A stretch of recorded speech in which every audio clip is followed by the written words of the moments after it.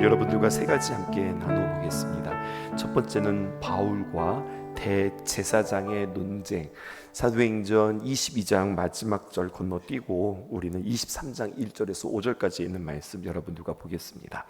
1절에 이렇게 시작되어져요. 이 공회를 주목하여 이르되 여러분 형제들아, 오늘까지 나는 범사의 양심을 따라 하나님을 섬겼노라.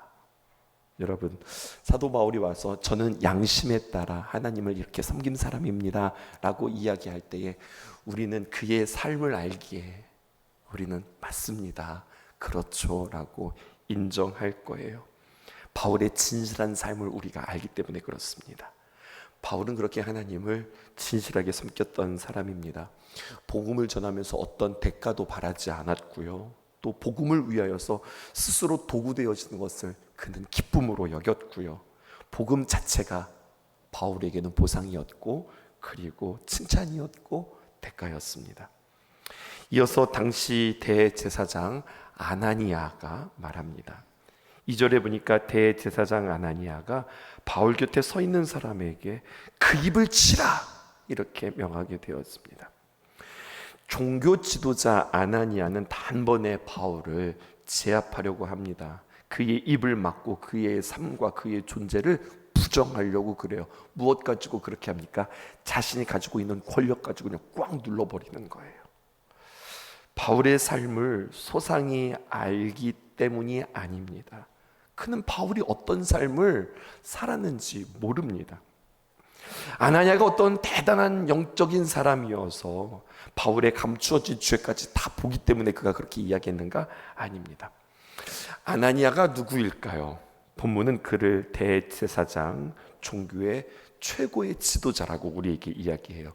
그의 지위는 최상입니다. 무엇 하나 흠잡을 것이 없는 자입니다. 그런데 역사가 요세푸스는요, 대제사장 아나니아가 대단히 돈을 밝히는 사람이었다고 그렇게 이야기합니다. 심지어는 백성들의 11조까지 손을 댄 탐욕스러운 인물로 그렇게 기술하고 있습니다.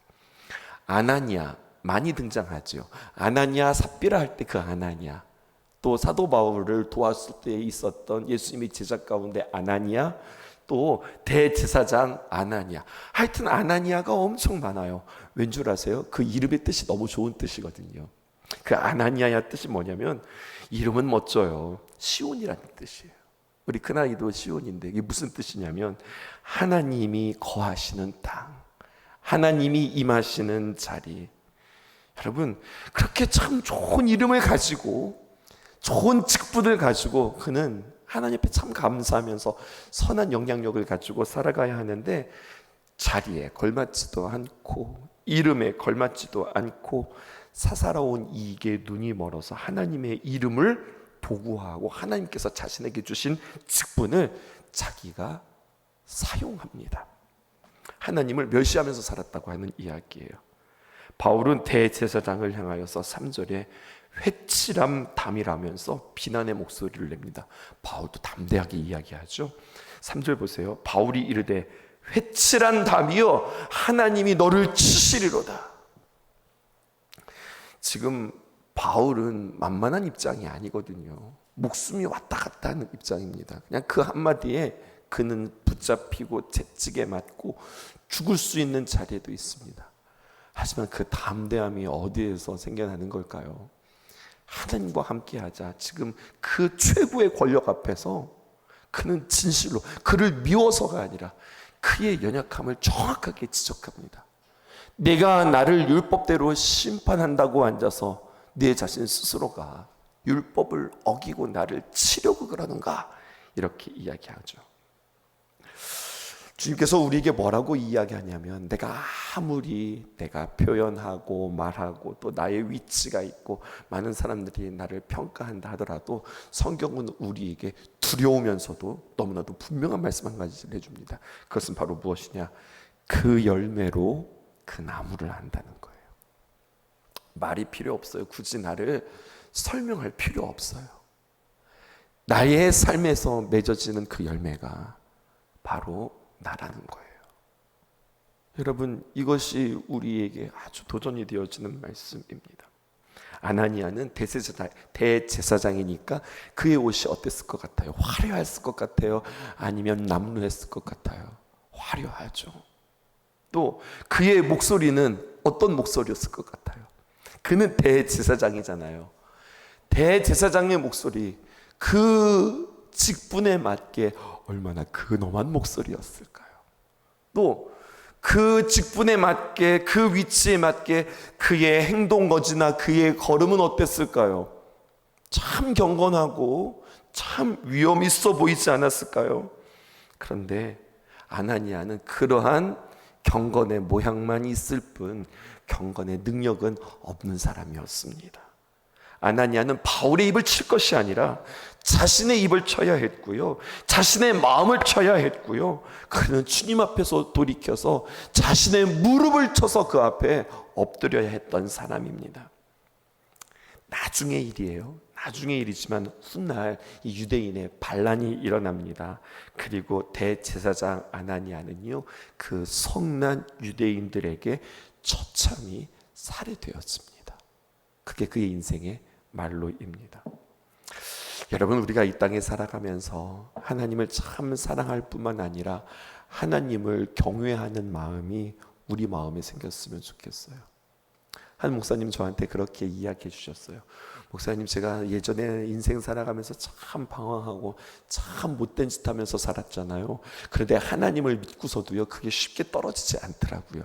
그게 쉽게 끊어지지 않더라고요. 그런데 어느 날 자신의 마음 가운데 훅 들어왔던 마음이 있었대요. 그리고 그 마음 가지고 나는 그 죄악에서 벗어날 수 있었고 그 죄를 멀리할 수 있었다고. 아니, 어떻게 그렇게 한 번에 그럴 수 있었어요? 그랬더니 이 목사님이 그런 말씀을 하는 거예요. 내가 예수님을 믿고도 이렇게 살면, 내가 예수님을 믿고도 이렇게 끊어내지 않으면 하나님 앞에 내가, 두려운 그 하나님 앞에 내가 징계받을 것이 어느 날 자신에게 너무 크게 다가오더래요. 내가 이렇게 살면 하나님 분명 나를 사랑하시는데 나를 그냥 놔두지 않으시겠다, 이런 마음이 들더라는 거예요.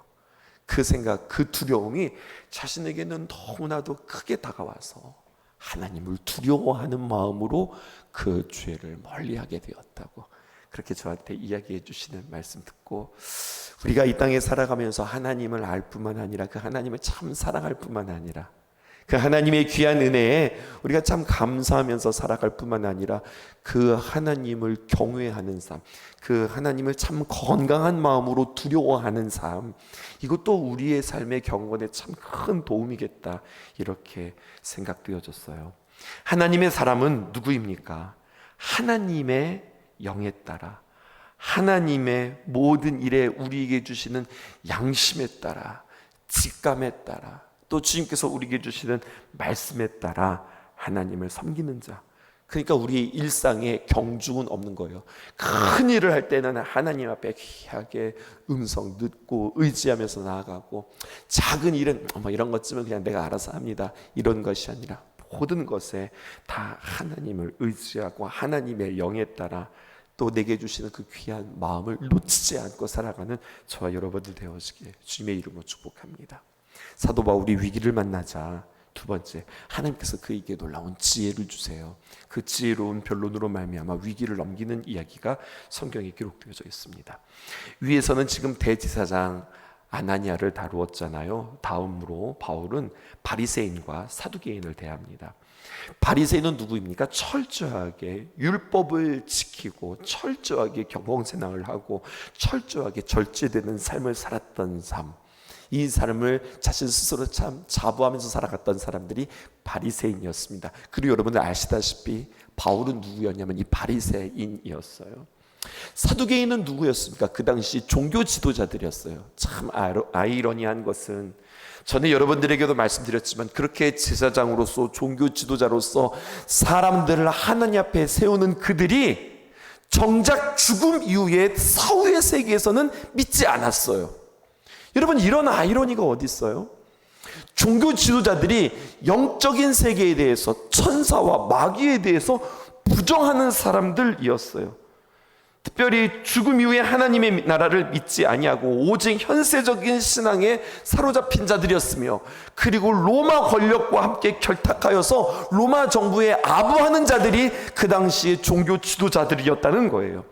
현세적인 신앙에 우리가 어떻게 잘 누리고 어떻게 이 모든 상황들을 잘 이용하면서 살까, 여기에만 눈이 밝았던 사람들이 사두개인이었습니다.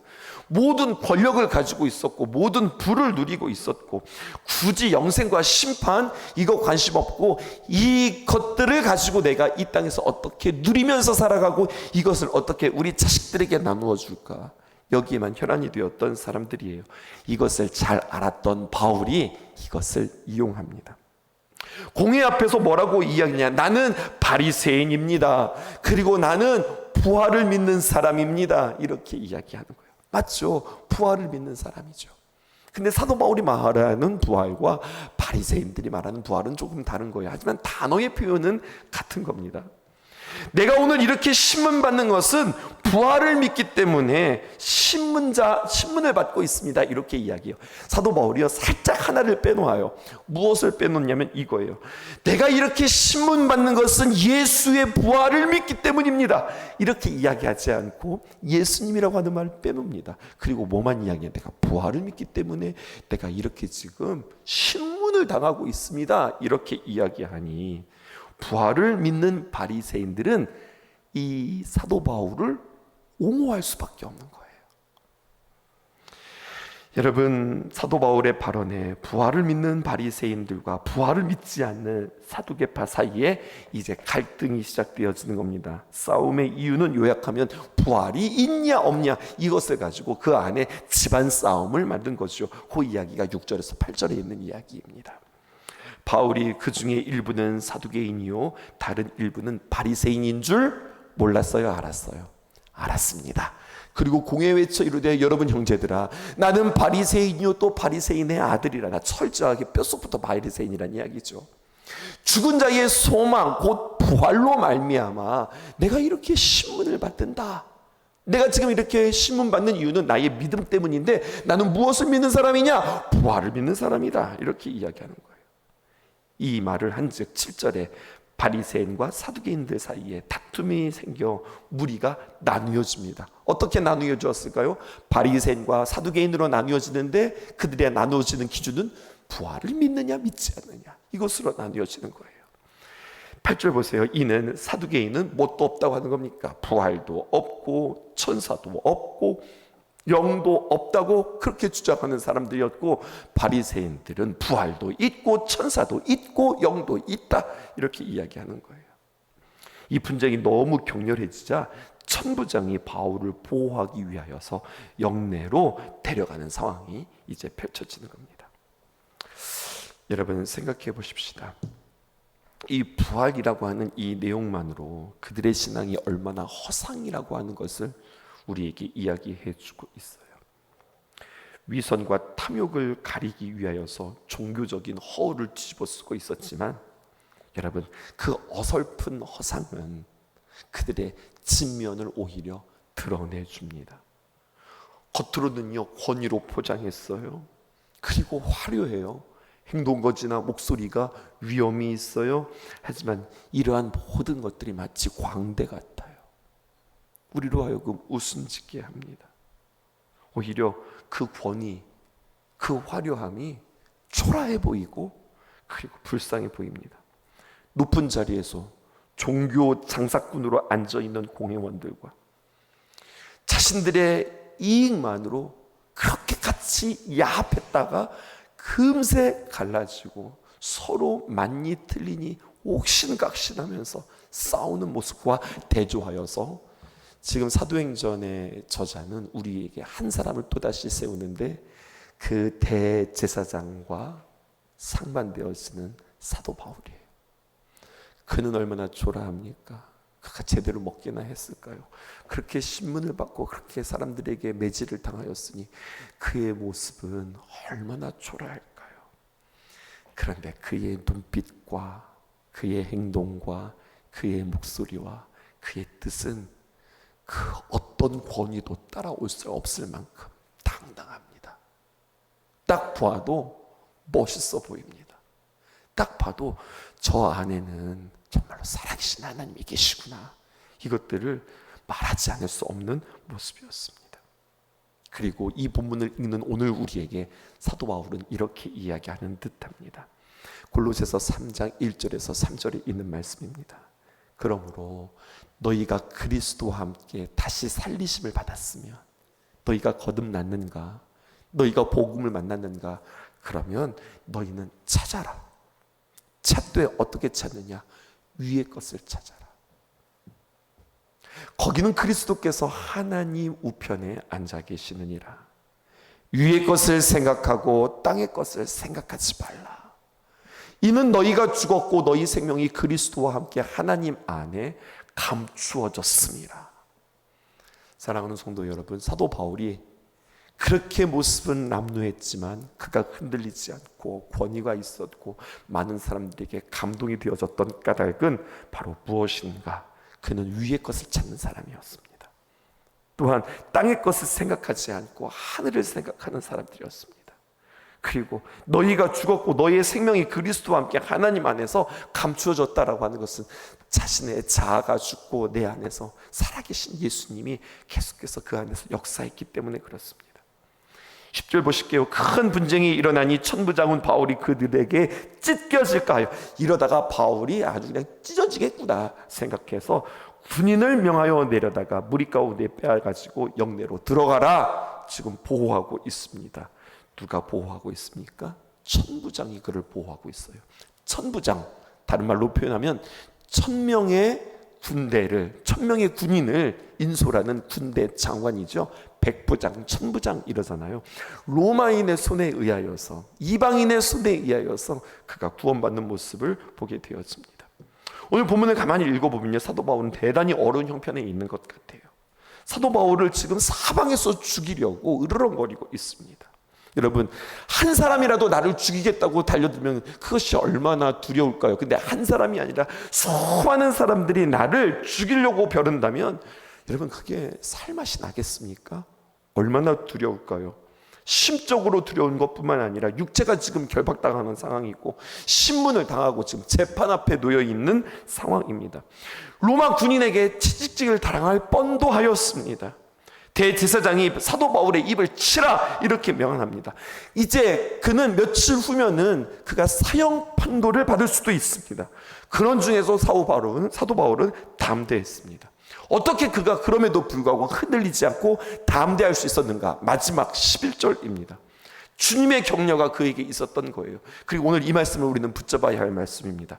11절에 있는 말씀 우리 함께 읽어보십시다. 시작. 그날 밤에 주께서 바울 곁에 서서 이르되 담대하라. 내가 예루살렘에서 나의 일을 증언한 것 같이 로마에서도 증언하여야 하리라 하시니라. 사도 바울이 예수님을 만났어요. 예수님이 짠 하고서 그에게 나타난 것이 아니라 예수님께서 그의 영으로 사도 바울의 영에게 말씀해 주고 계세요. 지금 사도 바울은 예수님의 지시를 확실하게 받고 있는 거예요. 이것은 한 번 있었던 일이 아닙니다. 3차 전도 여행 시 고린도에 있을 때 그가 참 많이 어려웠거든요. 그런데 그때도 주님께서 성령의 음성으로 그에게 이렇게 말씀해 주시는 거예요. 사도 바울은 누구인가? 살아계신 그 하나님을, 내 곁에 계셔서 나를 위로하시는 그 주님을 늘 때때로 변함없이 경험하면서 살아갔던 사람이에요.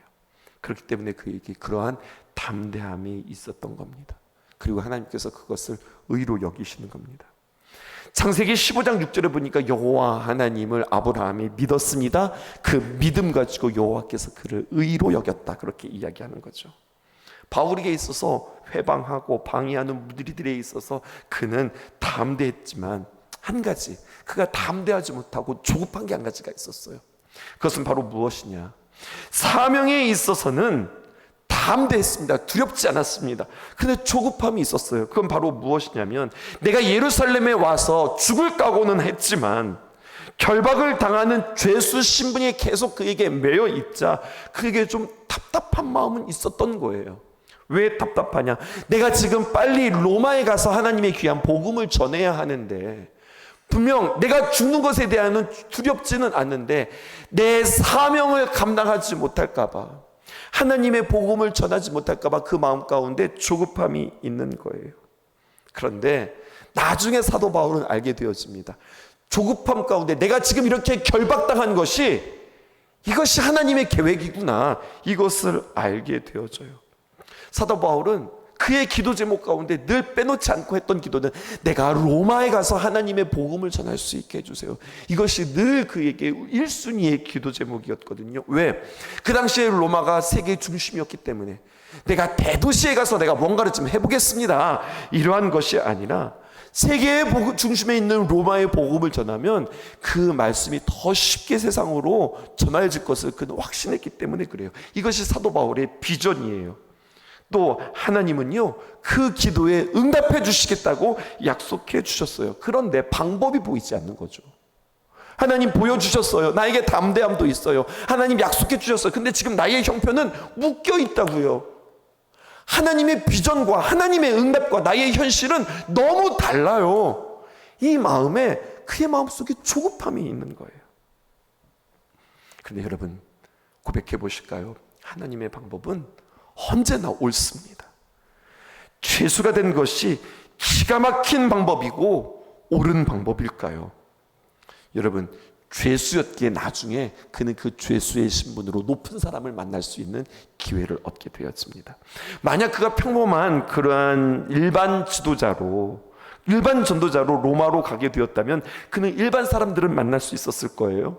하지만 죄수의 몸으로 로마를 통하여서 그가 들어가게 되었으면 최정의 수비대 사람들을 만나게 되었으며 나중에는 벨릭스 총독, 베수도 총독, 심지어 아그리빠 왕을 만나게 되어지는 일이 그가 죄수의 신분이었기 때문에 이 일들이 이루어지는 겁니다.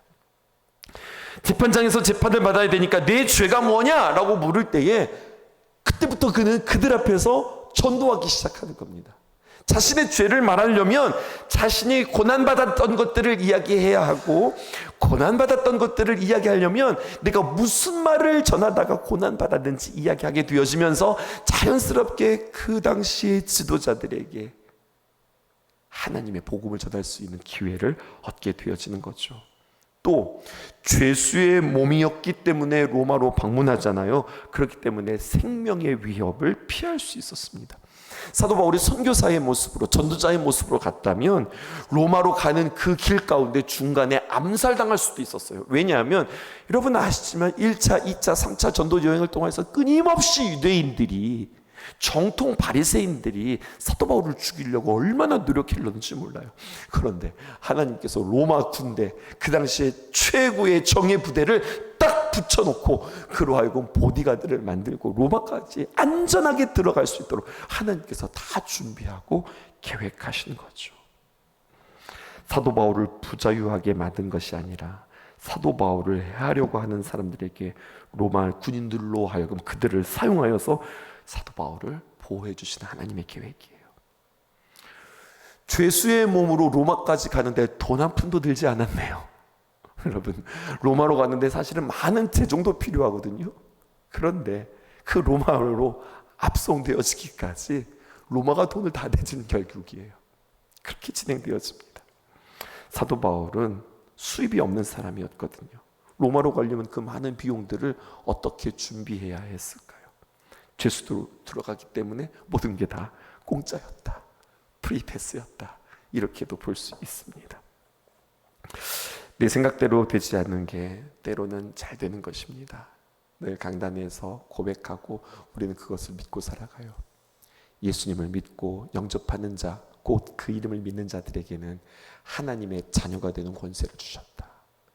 어제 저녁의 말씀 여러분들과 함께 나눴지만 우리가 이 땅에 밟고 살아가지만 하늘의 능력을 끌어다가 이 땅에서 그 능력을 사용하고 하나님의 역사를 이루는 자가 우리라고 고백하였다면, 또 한 가지, 우리가 이 땅에 살아가면서 하나님의 귀한 자녀로서 우리가 하나님의 자녀된 권세는 하늘의 능력을 쓰는 것뿐만 아니라 하나님의 자녀이니 하나님이 책임져 주신다. 여러분, 이것을 꼭 믿고 살아갈 수 있는 저와 여러분들 되어지기를 주님의 이름으로 축복합니다. 하나님의 자녀인데 왜 나에게 이러한 어려움이 있을까? 그 어려움으로 낙심하지 마세요. 예수님께서 답을 가르쳐 주실 거예요. 사도 바울이 깨달았잖아요. 그래서 내가 그때 그렇게 갇힌 거였구나. 그래서 내가 그렇게 결박당한 거구나. 내가 조금 조바심이 났는데, 내가 이러다가 로마에 못 갈 것 같았는데, 그런데 결론적으로는 어떻게 되었습니까? 너무나도 안전하게 로마에 간 거잖아요. 너무나도 놀랍게 높은 사람들을 만나고 그들에게 복음을 전할 수 있었던 기회가 되어진 거잖아요. 이것을 기억하셔야 합니다. 11절에 그날 밤에 주께서 바울 곁에 서서 이르시되, 밤중에 주님의 음성을 들었던 사도 바울이었어요. 바울에게 이러한 체험이 있었는데 우리에게도 이러한 체험이 있을까요? 이러한 체험이 나에게 평생에 한 번이라도 있을까요? 여러분, 이런 체험을 하기 위해서 우리는 더 많이 기도해야 할까요? 더 많이 금식해야 할까요? 기도원이라도 우리가 작정하고 들어가야 할까요? 여러분, 사도행전을 읽어보면 사도 바울이 주님의 음성을 듣는 것은 너무나도 일상이었어요. 그런데 주님께서 오늘 우리에게 마지막으로 이렇게 도전하십니다. 요한복음 14장 26절에 있는 말씀, 보혜사 곧 아버지께서 내 이름으로 보내실 성령, 그가 너희에게 모든 것을 가르치고, 우리의 삶의 모든 것, 중요한 것 한두 가지가 아니라 우리의 모든 것들을 가르치고 내가 너희에게 말한 모든 것들을 생각나게 하시는 분이 바로 보혜사 성령님이시다. 내가 이 성령을 너에게 주기 위하여 십자가에 못 박혀 죽었고 부활하였고 승천하였고 너희들에게 성령을 약속했다. 주님께서 우리에게 말씀해 주세요. 성령의 음성이란 생각나는 것이다. 우리의 삶 속에서 문득문득 떠오르는 것이다. 설마 믿어지지 않는 여러분들도 있겠지만 이 성령의 음성에 내가 계속해서 귀 기울이고 듣고 나의 양심을 통하여서 내 마음을 통하여서 문득문득 떠오르는 하나님의 그 귀한 말씀을 내게 주신 하나님의 음성이라고 믿어지면 그 소리는 더 선명하게 들려질 것입니다. 더 분명하게 들려질 것입니다. 그리고 주님께서 나에게 이렇게 말씀하시는구나, 주님의 말씀의 방법을 깨닫게 되어질 것입니다. 그것을 누리며 그 주님과 함께 동행하면 어떤 일을 만나도 사도 바울처럼 담대할 수 있다. 이것을 여러분 잊지 않고 믿고 주님 앞에서는 저와 여러분 되기를 주님의 이름으로 축복합니다. 가장 높은 보좌 위에서 가장 낮은 내 맘에 오신 주, 누추하고 허름한 맘에 오셔서 당신의 일 행하시네. 낮아지셔서 맞추어 주신 주, 우리 가운데 거하신 예수님, 주님 따라 낮은 곳으로 오늘도 흐르게 하소서.